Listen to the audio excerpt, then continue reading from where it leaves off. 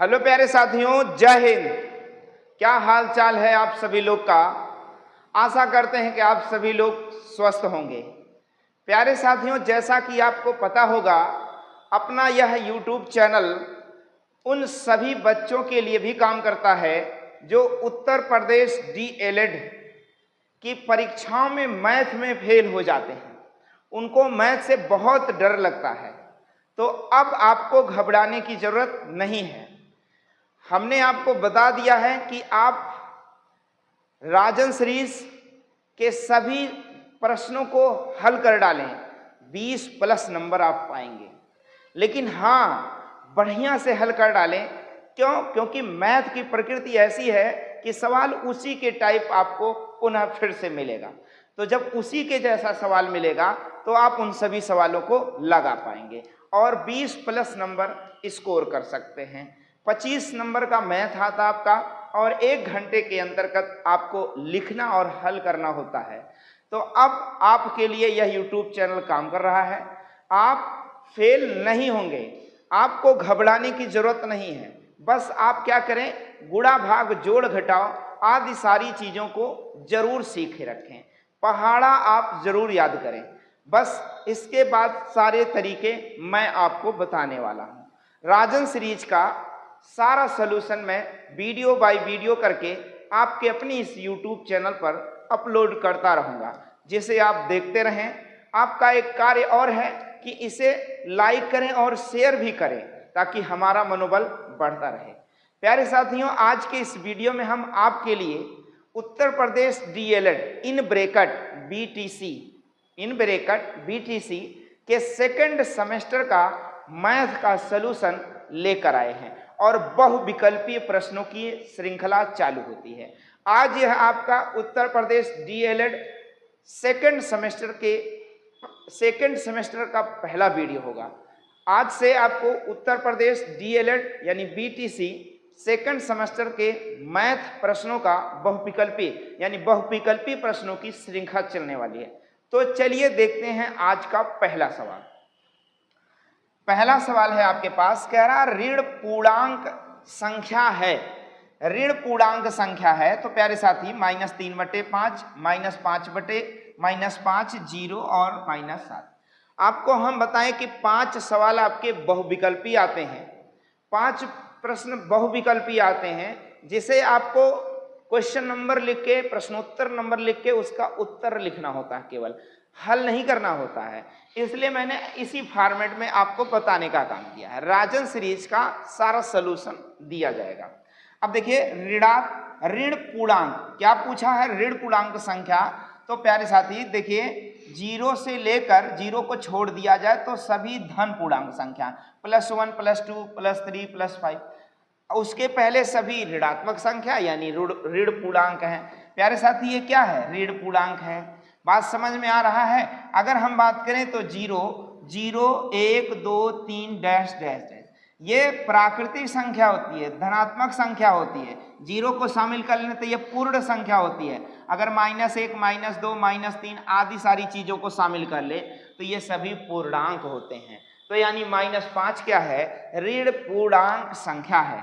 अगला सवाल आपके सामने है, कह रहा 9, 12 और 18 का लघुत्तम समापवर्तक ज्ञात कीजिए। तो प्यारे साथी 9, 12 और 18, अब आप देखो, लासा मतलब होता है जो बड़ी से बड़ी संख्या हो और इन सभी से कट जाए, वही सवाल का उत्तर होगा। अब लासा आप क्या करें, ऐसे बना लें भाग विधि से। तो 3 त्रिका 9, 3 चौक 12, 3 छक 18। अब फिर 3 से काट दें, 3 एकन 3, 4, 3 दूनी 6। अब आप चाहें तो 2 से काट दें, 2 एकन 2 दूनी 4, 2 एकन 2। अब आपस में सभी का गुणनफल ही सवाल का उत्तर हो जाएगा। तो 2 दूनी 4, 3 12, 12 3 36, जहां भी होगा वो सवाल का उत्तर हो जाएगा। आपका 36 सवाल का उत्तर हो जाएगा प्यारे साथी। यानी 9, 12, 18 का LCM लघुत्तम समापवर्तक 36 हो जाएगा। अगला सवाल आप देखेंगे, कहता है कि निम्नलिखित में से, देखिए कह रहा निम्नलिखित में से कौन परिमेय संख्या नहीं है। 22 बटे परिमेय संख्या होती कौन सी है भैया, वह संख्याएं जो p बटे q के रूप में लिखी जा सकती हैं, वह संख्याएं जो p बटे q के रूप में लिखी जाती हैं और q is not equal to 0 हो, वह संख्या जो p बटे q के रूप में लिखी जाती हो और q 0 ना हो, वह संख्याएं परिमेय संख्या कहलाती हैं। अब देखिए कह रहा कौन सी परिमेय संख्या नहीं है, तो भाई पाई एक परिमेय संख्या नहीं है, नोट कर लो, फाइनल सी बात है, पाई एक परिमेय संख्या नहीं, क्योंकि पाई का मान होता है 22/7 और 3.143 ऐसे 143, मतलब पाई का मान निकालते रहोगे पूरा बोर्ड भर जाएगा तो भी पाई का मान आप निकाल नहीं पाओगे। तो पाई एक कौन सी संख्या भैया, परिमेय संख्या नहीं है। परिमेय संख्या वह होती है जिसका मान हम पूर्ण रूप से ज्ञात कर सके, अपरिमेय संख्या वह होती है जिसका मान हम ज्ञात नहीं कर सकते। अगला सवाल आपका है 9.5 का होल स्क्वायर बताइए। तो मैं आपको एक ट्रिक बता देता हूं, किसी संख्या का इकाई अंक यदि 5 है, किसी संख्या का यदि इकाई अंक 5 है, प्यारे साथी आप देख लो, किसी संख्या का यदि इकाई अंक 5 है, जैसे 9.5 का होल स्क्वायर आपसे पूछा है, तो आपको घबराने की जरूरत नहीं। देखो मैंने आपको 15 का वर्ग बता दिया, 25 का वर्ग बता दिया, 35 का वर्ग बता दिया। जैसे 15 का वर्ग आपको याद होगा, 15 में 225 होता है और 25 में 625 होता है। जरा देखोगे ये पंचम 25 हुआ है और 2 के बाद एक संख्या आती है 3, तो 2 तियां 6 हो जाएगा। 15 पंचम 25 हो गया और 1 के बाद आता है 2, तो 1 गुणे 2 यानी 2 1 2। वैसे 5 का गुणा पंचम 25 और 9 के बाद होती है संख्या 10, तो 9 10 में 90 यानी 9025 संख्या का वर्ग हुआ। एक अंक पे दशमलव है तो हम कितने अंक पे लगा देंगे दशमलव, 2 अंक पे दशमलव लगा देंगे और आपका सवाल का उत्तर हो जाएगा। यानी 9 10 में 90 25 जहां भी होगा वही सवाल का उत्तर हो जाएगा। आपका 90 25 जो भी होगा वही सवाल का उत्तर हो जाएगा। 90 25 मतलब 90.25 हम बोलते हैं, ध्यान रहे। कह रहा वर्ग 40 50 का मध्य बिंदु बताइए कौन सा है, वर्ग चिन्ह बताइए मध्य बिंदु। तो 40 और 50 के बीच 45 आना चाहिए और आपको लगाना क्या है 45, सवाल का उत्तर हो जाएगा। अगला सवाल आप देख पा रहे होंगे, अगला सवाल आपके सामने है, सारे सवालों का सलूशन आपको इस वीडियो के माध्यम से मिलेगा। कह रहा निम्न में अभाज्य संख्या, अभाज्य संख्याएं कौन सी संख्याएं होती हैं, वह संख्याएं जो स्वयं से कटे और 1 से कटे और किसी संख्या से ना कटे, वह अभाज्य संख्या होती है। तो आप देख पा रहे हैं इनमें 4 2, ये सब 4 2 से कट जा रहा, 1 से कट जा रहा है, स्वयं से कट जा रहा, यानी ये अभाज्य संख्या नहीं। देखो 9 जो है ये 3 से कट जा रहा, 1 से कट जा रहा, 9 से कट जा रहा, यानी ये भी अभाज्य संख्या नहीं है। अब देखोगे 11 2 3, हाँ ये आपकी अभाज्य संख्या है। अभाज्य संख्या 1 से 100 तक 25 अभाज्य संख्या होती है, 1 से 50 तक कुल 15 अभाज्य संख्या होती है। सबसे छोटी अभाज्य संख्या अगर हम बात करें तो 2 होती है। सबसे छोटी अभाज्य संख्या क्या होती है, 2 अंक, और 2 अंकों की सबसे बड़ी अभाज्य संख्या 97 यानी 97 होती है। 2 अंकों की सबसे छोटी अभाज्य संख्या 11 होती है। प्यारे साथी अगला सवाल देखेंगे, परिमेय संख्या -3/4 का योगात्मक एवं गुणात्मक प्रतिलोम बताना है। योगात्मक मतलब जो संख्या दिया है उसी का हमें क्या बताना है, ऋण बना के, जो संख्या दी उसको हमें ऋण चिन्ह के साथ सेम टू सेम रख देना है। तो इसका योगात्मक, लिखा तो योगात्मक है लेकिन हमें चिन्ह के साथ बदलना है यानी माइनस। अब देखो माइनस और -3/4 तो हो जाएगा -+3/4, योगात्मक इसका मान आएगा +3/4 2 में है +3/4। अब देखो गुणात्मक प्रतिलोम मतलब उल्टा बताना है, इसी का गुणात्मक प्रतिलोम बताना है, तो 4/3 और माइनस में, यानी आपका ऑप्शन नंबर 12 सवाल का उत्तर हो जाएगा। आपको लिखना है ऑप्शन नंबर 12 लिख कर आना है। अगला सवाल आप देखेंगे, अगला सवाल आप देखेंगे कहता है कि निम्नलिखित में से कौन, कह रहा निम्नलिखित में रेखीय समीकरण कौन सा नहीं है। रेखीय समीकरण देखो सीधा स्पष्ट दिख रहा है कि दूसरा नहीं है। एक घात वाली संख्याएं रेखीय समीकरण कहलाएंगी, ये द्विघात समीकरण है, यानी ये रेखीय समीकरण नहीं है, यानी रेखा का समीकरण नहीं है। देखो -16 का योगात्मक प्रतिलोम बताओ, तो बताओ, अभी अभी बताया, -16 को हम माइनस के साथ रखेंगे तो प्लस हो जाएगा, यानी इसका योगात्मक प्रतिलोम इनमें से कोई है ही नहीं है। तो आपको लिखना है कि दिए गए ऑप्शन में से कोई नहीं -16 का योगात्मक प्रतिलोम है। आप इतना लिखोगे तब जाके आपको पूरा अच्छे से नंबर मिल जाएगा। जैसे दिया क्या है, दिया है कि -16 का योगात्मक प्रतिलोम बताओ, तो आपको लिखना है कि आपको दिए गए किसी भी ऑप्शन में, यानी ऑप्शन नंबर डी डाल देना है, इनमें से कोई नहीं। उसके बाद भी लिख देना है कि दिए गए प्रश्न का योगात्मक प्रतिलोम +16 होता है, अर्थात इन ऑप्शनों में से कोई सवाल का उत्तर नहीं है। अगला, जब दो अनुपात समान हो तो उनके ऐसे संबंध को क्या कहते हैं? तो दो अनुपात जब समान हो तो उसे समानुपात कहते हैं। क्या कहते हैं? समानुपात कहते हैं। सवाल का उत्तर हो जाएगा। अगला सवाल आप देखेंगे, कहता है कि समानुपाती पदों 20 अनुपाते 30 समानुपाते 60 अनुपाते 90 में 20 और 30 मध्य पद हैं। 20 और 30 मध्य पद हैं? बिल्कुल नहीं। 20 और 30 बाह्य पद हैं? 20 और 30 बाह्य पद है? बिल्कुल नहीं। और 30 और 90 मध्य बाह्य पद है? 30 और 90 बाह्य पद है? बिल्कुल नहीं है। 30 और 60 मध्य पद है। हाँ, 30 और 60 यही मध्य पद हैं। आपको मैं बताना चाहूं तो आप ध्यान से देखिए। अगर मैं लिख लूं A अनुपाते B और समानुपाते C अनुपाते D लिख दूं, तो ये दोनों अंतः पद हैं। क्या है? ये दोनों अंतः पद हैं। और देखेंगे तो ये दोनों क्या है? बाह्य पद हैं। क्या है भाई? क्या है ये बाह्य पद हैं। क्या बातें आपको समझ में आ जाएंगी? A और D बाह्य पद हैं, B और C क्या है? अंतः पद हैं। इसलिए आपको सवाल का उत्तर मिल जाएगा। बोलो, समझ में आ जाएगा ना? अगला आप देखोगे, कह रहा है कि 25, क्या कह रहा है? ध्यान दो, सारे सवाल 25, 75, 500, 1000 का समानुपाती में नहीं है, क्योंकि ये सभी आपस में एक दूसरे के समानुपाती नहीं है। ऐसा क्यों है? तो ध्यान देना, ये समानुपाती का नियम होता है। मैं आपको समझाना चाहूं, जैसे 25 अनुपाते 75 कर लो, तो 25 एकन 25 तिया 75, यानी 1 अनुपाते 3। और 500 अनुपाते 1000 कर लो, 500 दूना 1000, यानी 1 अनुपाते 2। क्या ये दोनों अनुपात एक दूसरे के बराबर हैं? अगर बराबर नहीं है तो ये समानुपाती नहीं है। ये समानुपाती नहीं है क्योंकि यहाँ कोई बाह्य पद नहीं है। बाह्य पदों का गुणनफल बराबर मध्य पदों का गुणनफल नहीं है। अब बाह्य पदों का गुणनफल बराबर मध्य पदों का गुणनफल है। बाह्य पदों का गुणनफल 375। इससे हमें कोई मतलब नहीं, आपका ये सवाल का उत्तर है। बाह्य पदों का गुणनफल बराबर देखो, बाह्य पदों का गुणनफल बराबर मध्य पदों के गुणनफल के बराबर होना चाहिए। वही चीज मैंने यहां समझाया। अभी इनका आपस में गुणा करोगे तो एक दूसरे के बराबर नहीं होता है। और ये आपको सूत्र याद रखना, बाह्य पदों का गुणनफल बराबर मध्य पदों का गुणनफल।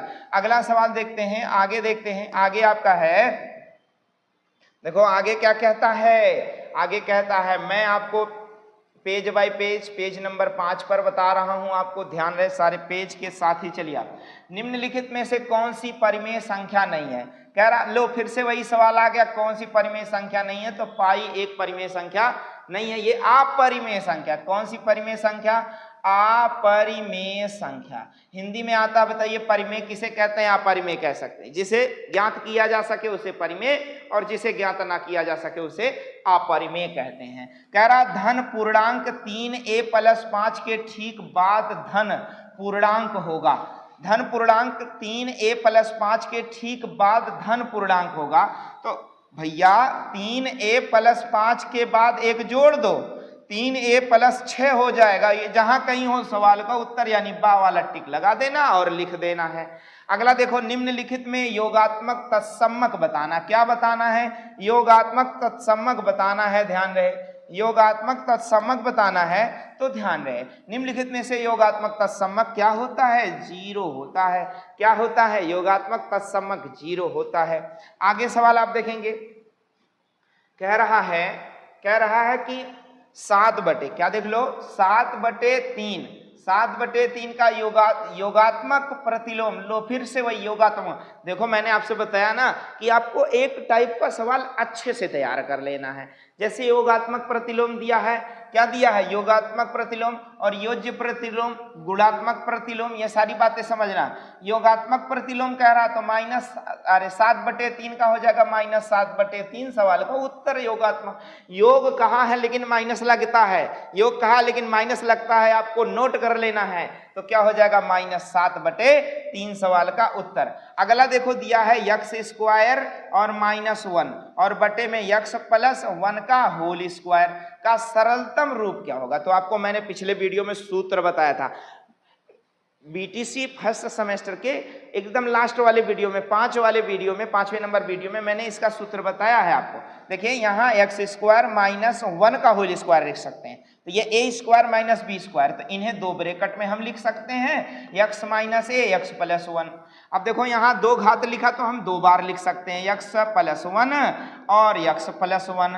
अब ध्यान देना, दो में से देखो समान रूप से जो होगा ऊपर नीचे कट जाएगा, रह जाएगा x - 1 अपान x + 1।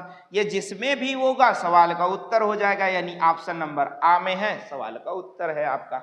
अगला सवाल देखिए, सारा सूत्र तैयार कर डालिए भाई। सूत्र आपको पिछले वीडियो में लिखाया गया, उसे आप नोट कर लेंगे आराम से, उसको तैयार कर डालेंगे। सूत्र पर सवाल आता है। मैंने आपसे बताया ना, क्या डीएलएड फर्स्ट, क्या डीएलएड सेकंड, क्या फर्स्ट सेमेस्टर, क्या सेकंड सेमेस्टर और क्या थर्ड सेमेस्टर। मैथ आना तो आना उसी प्रकार से, थोड़ा सा अप लेवल अप, थोड़ा सा लेवल अप और थोड़ा सा लेवल डाउन, बस इससे ज्यादा कुछ नहीं है। देखो 18, 6 और 54 का मध्यानुपाती। अब देखो भाई, मैंने आपको बताया ये सारे सवाल आपको तैयार कर लेना जो आपके कंपटीशन में भी साथ देगा। आपके एसएससी हुआ, रेलवे हुआ, पुलिस हुआ और टेट हुआ, सीटेट हुआ, सुपर टेट हुआ, सारी जगहों पर ये काम करने वाला है। देखो मध्यानुपाती का सूत्र मैं बता देता हूं। मध्यानुपाती का सूत्र होता है √AB। नोट कर लो, मध्यानुपाती हो, द्वितीयानुपाती हो, मध्यानुपाती हो, द्वितीयानुपाती हो, उसका सूत्र होता है √AB। यानी ये होता है, ये B होता है। तो अब देखोगे आप √ में 6 गुणे में 54 लिख दो। क्या लिख दो? 6 गुणे में 54।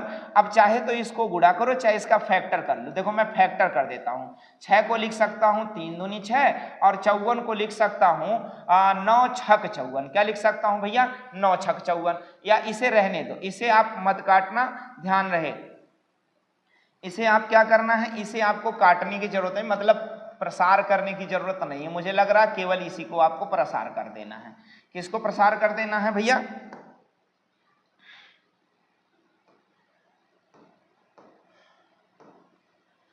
देखो 54 को तोड़ दिया, 9 छक 54 और 6 को रहने दिया जाए। अब देखो 6 और 6 मिलकर बाहर आ गया और 9 मिलकर बनकर 3 आ गया, तो 6 × 3 = 18 सवाल का उत्तर हो जाएगा। यानी इसका मध्यानुपाती क्या होगा? 18। या फिर आप इनका गुणा कर लो, 6 चौके 24 के 4 और 6 पंचे 30, 2 32 और 324 का वर्गमूल क्या होता है? तो 324 का वर्गमूल क्या होगा भैया? 324 का वर्गमूल 18 होता है। सवाल का उत्तर लगा देंगे आप। कह रहा किसी पूर्ण संख्या में शून्य घटाने पर प्राप्त होगा।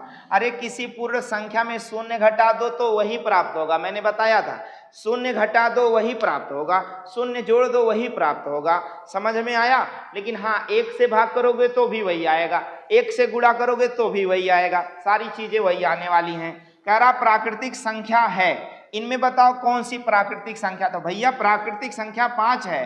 0 को छोड़कर सभी संख्या प्राकृतिक है, नेचुरल नंबर है। कौन सी संख्या है भैया? 1 2 3 4 5, जहां तक आपका मन करे वहां तक जाओ, वे सभी संख्याएं प्राकृतिक संख्या होती हैं।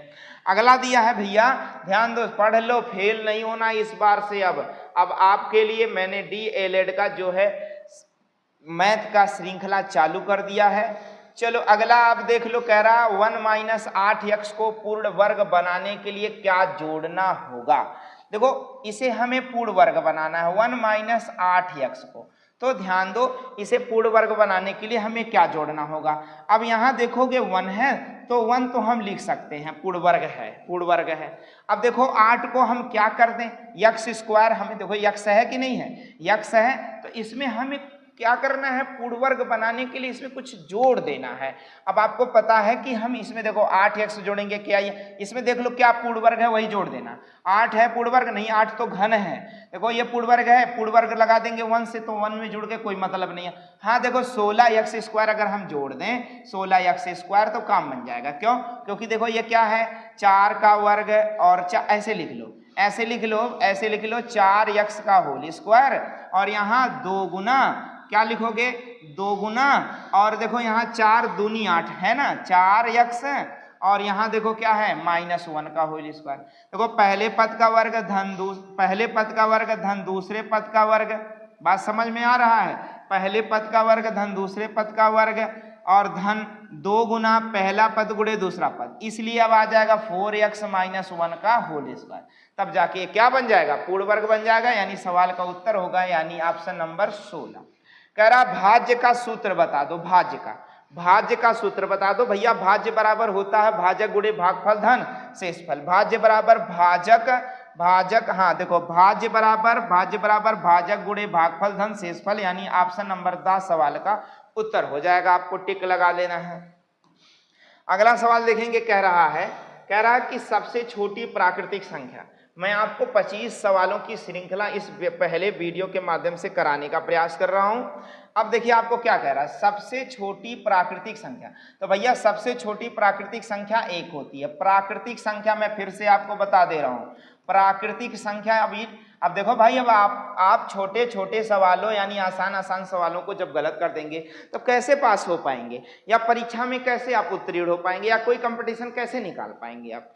तो आप ध्यान दो, प्राकृतिक संख्या आपको दे, प्राकृतिक संख्या होती क्या है, 0 को छोड़कर सभी संख्या प्राकृतिक है। जैसे 1 2 3 4 5, तो सबसे छोटी प्राकृतिक संख्या क्या हो गई, 1 हो गई, ना कि 0 लगाना, क्या होगी भैया 1 होगी सबसे छोटी प्राकृतिक संख्या। अगला सवाल है, कह रहा कि एक का पूर्ववर्ती संख्या बता दो। देखो 1 का पूर्ववर्ती संख्या मैंने आपको बताया, 1 की पूर्ववर्ती संख्या कोई नहीं होती, मत लगा देना 0 0 मत लगा देना, 1 के पूर्ववर्ती संख्या कोई नहीं होती है, यानी आप क्या लगाओगे, ऑप्शन नंबर द लगाओगे, इसमें से कोई नहीं है। अगला सवाल देखोगे, x स्क्वायर -4x और -5 के गुणनखंड बताइए। तो मैं आपको इसका गुणनखंड बता देता हूं।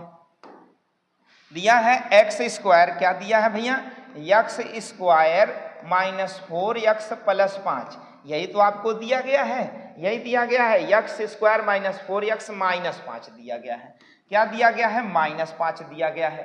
तो आपको घबराने की जरूरत नहीं। अब देखो इसका क्या करना है, गुणनखंड बताना है। तो ध्यान दो, इसको x स्क्वायर है तो x स्क्वायर रहने दो, -5 है तो 5 रहने दो। देखो वहां हल भी करना होता है आपको, क्योंकि ये तो बहुविकल्पी है, यहाँ तो आप टिक लगा सकते हो, ऑप्शन लिख सकते हो, लेकिन आगे चलकर आपको सलूशन देना पड़ेगा, और जब सलूशन अच्छे से दे पाओगे तभी आपको पूरा नंबर मिलेगा। और मैथ एक ऐसा सब्जेक्ट है जहां 25 में 25 नंबर आप पा सकते हैं, एक भी नंबर आपका काटा नहीं जा सकता, इसलिए ध्यान रहे। चलो x स्क्वायर को x स्क्वायर, -5 को -5। अब इस 4 को ऐसे लिखो कि गुणा करने पर 5 मिल जाए। देखो हम अगर देखेंगे तो 5 एकन 5, 5 एकन 5 आया कि नहीं आया। अब देखो 5 को हम माइनस कर दें और 1 को प्लस कर दें। अब फिर से गुणा करोगे तो -5 एकन -5। हाँ, अगर इन गुणा को हम हटा दें और कहें हल कर दो भैया, तब क्या पाओगे, -4 पाओगे कि नहीं पाओगे। तो अब यही आपको करना है, यही दोनों मान उठाकर यहाँ रख देना है। क्या रख देना है, एक जगह -5x रख देना है और एक जगह +1x रख देना है। क्या बातें समझ में आई। अब देखो यहाँ से क्या कॉमन हो रहा है, x कॉमन ले लिया, यहाँ पर x रख दिया और यहाँ से 5 बच गया क्योंकि x चला गया। यहाँ पर देखो 1 कॉमन ले लो, बचेगा क्या, x, और 1 कॉमन हुआ है तो -5 रह जाएगा। अब देखो दो पदों में x -5 कॉमन ले लो तो बचेगा क्या, x, इसमें क्या बचेगा +1, और यही सवाल का उत्तर हो जाएगा कि x -5 इन ब्रैकेट और दूसरे ब्रैकेट में x +1। इस सवाल को आप ऐसे भी लगा सकते हो, देखो ऐसे डायरेक्ट x स्क्वायर को दो ब्रैकेट बना लो, x लिख दो। अब 5 को ऐसा तोड़ो कि गुणा करने पर 4 बन जाए, अब 5 को गुणा ऐसे करो कि गुणनफल 5 हो और जोड़ने घटाने पे 4 आए। तो भैया मैंने 5 एकन 5 कर लिया, क्या कर लिया, 5 एकन 5 कर लिया, और देखो माइनस, बड़ी संख्या को माइनस, छोटी संख्या को प्लस कर दिया। अब 5 एकन 5, 5 में से 1 घटाओगे क्या आ जाएगा, 4 आ जाएगा। अब यही आपको क्या कर देना है, ऑप्शन पे टिक लगा देना है। अब ये ऑप्शन में कहाँ मिलेगा, कहाँ मिलेगा देख लो, x माइनस 5 और x प्लस 1, यानी पहला वाला आपका क्या हो जा रहा है, पहला वाला आपका क्या हो जा रहा है, ऑप्शन हो जा रहा है, सवाल का उत्तर हो जाएगा। प्यारे साथियों, आपको मैंने इस वीडियो के माध्यम से उत्तर प्रदेश DELED यानी BTC सेकंड सेमेस्टर का राजन सीरीज का बहुविकल्पीय प्रश्नों का मैथ हल करवा दिया है। आशा करते हैं कि यह वीडियो आपको अच्छा लगा होगा, तो लाइक, शेयर और सब्सक्राइब करना बिल्कुल ना भूलें। साथ ही साथ अपने मित्रों को भी शेयर करें और बेल आइकन यानी घंटा जरूर दबा दें, ताकि हमारे अगले वीडियो का नोटिफिकेशन आप तक समय से पहुंच जाए। मिलते हैं आपसे हम अगले वीडियो में, तब तक के लिए जय हिंद।